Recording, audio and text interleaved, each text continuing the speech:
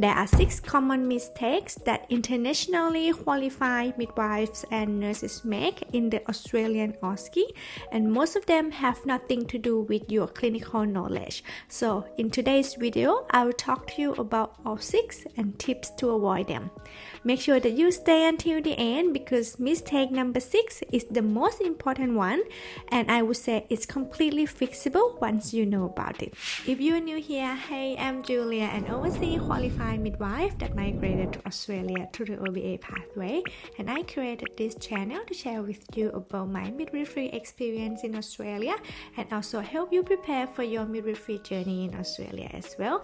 Make sure that you subscribe to my channel so you won't miss any upcoming videos, and let's get into it. Mistake number 1, skipping introduction and consent. So this one happened at the very start of your OSCE.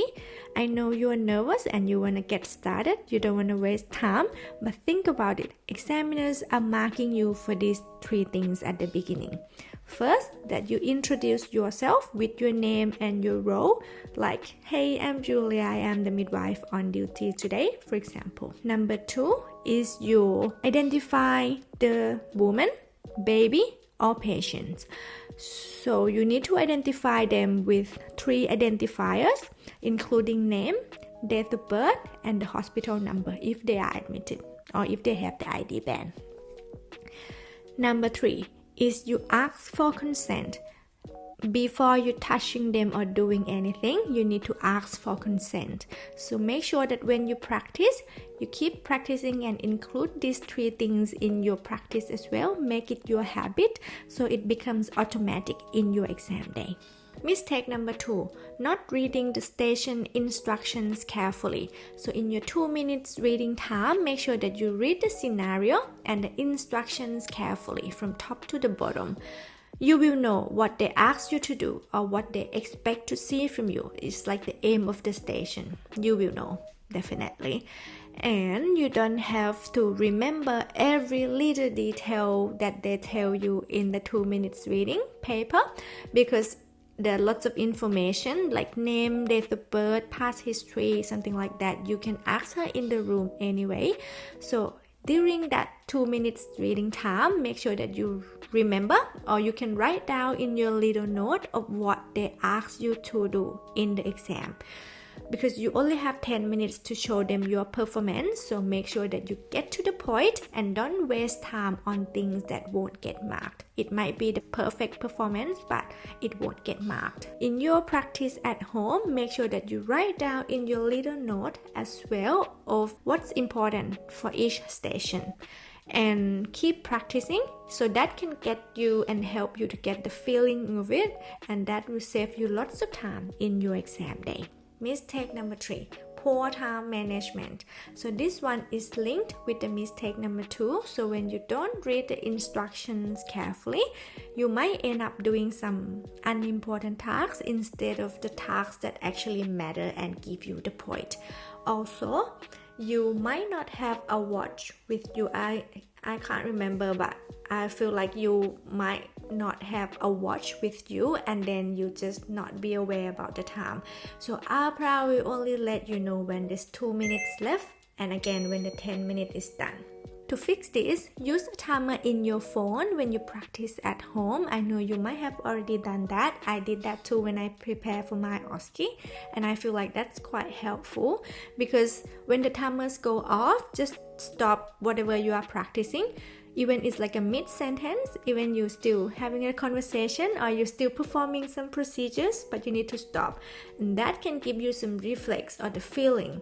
And then when you practice again next time, you will know what you should focus on, what's the key points to do, and what you can cut off. Okay? So I would say if even you cannot finish the whole station, but if you can cover most of the key points, that's more important and can give you more score instead of you performing really perfect on the first half, but you miss the second half. Okay, so just be aware of that. Mistake number 4, Poor communication. As you might already know, communication is one of the most important skills you need in the Australian OSCE, as well as if you have to work as a registered midwives or registered nurses as well.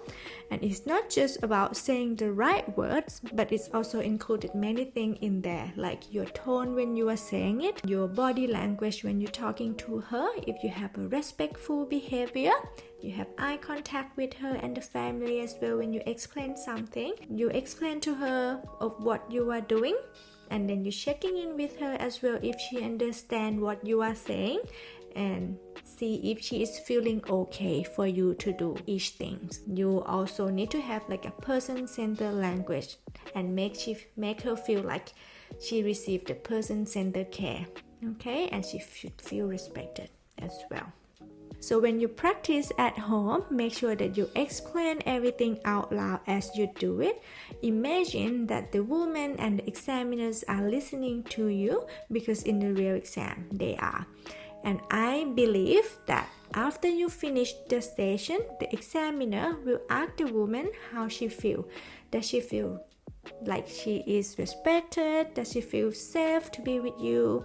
Something like that, and that can give you another mark as well. Mistake number 5, not escalating or asking for help when needed. So this one is like a clinical judgment. It is also closely linked to the communication skill as well. So in Australian healthcare practice, escalating early is a sign of safe practice and is not a sign of weakness at all. However, some candidates in the OSCE might try to manage everything themselves, and then they can show that they know what they are doing, but in some situations you need a teamwork. For example, in some stations that involve deteriorating woman, baby, or emergency situation like postpartum hemorrhage, shoulder dystocia, or newborn resuscitation, for example, make sure that you call for help, say it out loud, and talk to the woman if she is in there. Tell her that, okay, now I need to call my senior midwife, or you need to call the doctor, or you need to call the pediatrician because of what, and press the emergency buzzer at the top of the head as well. It must be red. Sometimes it's blue because we call code blue for medical emergency in Australia. So by doing that, you show the examiners that you understand the Australian practice, you know the limits of solo practice, and now you know that it's time to escalate. You know the importance of teamwork, and that is the thing that they focus in Australia. Okay. Mistake number 6, lack of confidence. I saved this one for last because I feel like this is the most important one, and it is the one that connects with everything else.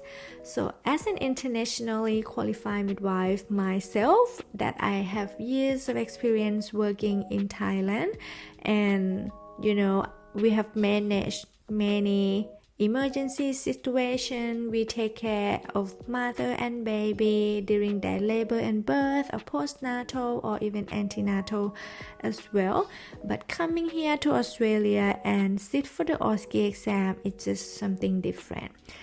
The language is different because English is my second language. The environment different, and we don't know the examiners, we never met before, and the time pressure as well of 10-minute performing time. So everything will pressure you and will make your confidence drop, and once your confidence drops, everything else will be suffer. Communication can go suffer, your time management can go downhill, and sometimes you just second guess yourself if you are doing the right thing, and sometimes you might freeze because you don't know what to do in that situation because you've never been in that environment before. To fix this, I feel like confidence is buildable. It can slowly build by repetition of your practice. So make sure that you keep practice, as I always say. Say it out loud. Have a list of 1 to 20 of what you have to do, what's the important task to do in each station. Keep practice it every day, even it's 15 or 30 minutes a day, but by doing that until you get familiar with it. Film yourself watch yourself back again and see what you can improve, or you can ask your friend if you have someone who are preparing for the Midwifery OSCE as well. Ask for feedback. You can also talk to me as well. If you need me, the link will be in the description box down below. Just talk to someone and then get a feedback and see how you are performing. What else you can improve? Are you meeting Australian standard? Are you confident enough? And I feel like the more that you practice, the more you will feel confident. And then on the exam day, you will feel less and less fear. Okay, so there you have it, all 6 common OSCE mistakes and how to avoid every single one of them. Let's do a quick recap. So the first one is to introduce yourself and to ask for consent. Second one, reading the station instructions carefully. Third one is the time management. Fourth one is the communication. Make sure that you have a clear communication. Keep practicing. You will get it. Trust me. Number 5 is you know when to escalate or call for help. And number 6 is to build your confidence. So you already have your clinical knowledge. So these 6 things are about to make sure that your knowledge shows up on the exam day. Okay?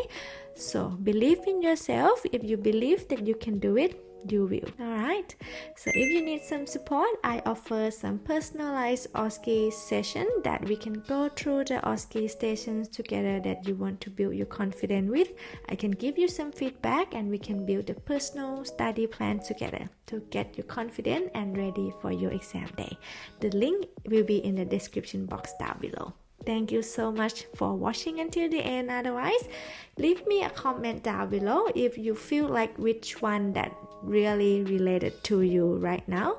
And don't forget to give me a like if you like this video so far, and share this with your other midwife or nurses as well that they are preparing for the exam, so you can prepare together and pass together. Okay, otherwise, thank you so much for watching until the end, and I will see you in the next video. Bye bye for now.